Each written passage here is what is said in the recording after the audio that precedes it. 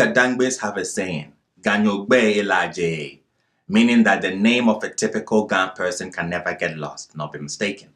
I want to speak on names among the Ga people of southeastern Ghana, but before getting into that, I will tell a story published in the Ghanaian newspapers in the late 1970s and use it as an example of what intrinsically is in a name.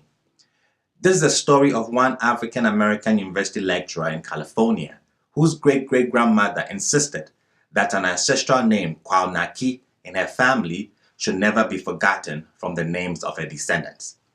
According to her story published in the late 1970s, after several inquiries from African students and casual acquaintances as to where, among the transatlantic slave trade facilitating countries in West Africa, such a name could have originated, there was that 1 in a million chance hit from someone pointing to Ghana as the most likely place that such a name could have originated, even though throughout the ages that name Kwaunaki could have undergone some transformation in spelling and pronunciation. The lady embarked on a quest to Ghana, and after several searches, she was just about to give up to return home when, according to the story, at the airport in Accra, one renowned ga-dangme civil engineer, Mr. Nate, hinted that the name sounded very much like Kwaunaki. Having already checked in, the lady had to go back to the US, but she returned to Ghana determined and undaunted to pursue that single lead. And lo and behold, by a stroke of good luck, she was taken to the Kwaunaki family homestead at Great Ningo in the Greater Accra region. Ningo was once a flourishing trading port with a colonial-era fort.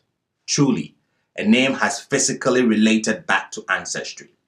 Her relentless effort had finally culminated, she claimed, in the discovery of a homestead full of people with uncanny resemblances to persons, with well-known facial dental features and certain physical characteristics that she had observed among some of her own deceased relations back in the United States. That was so significant that she thought it was as if her deceased relations in America somehow relocated back and reincarnated in the land of their ancestry.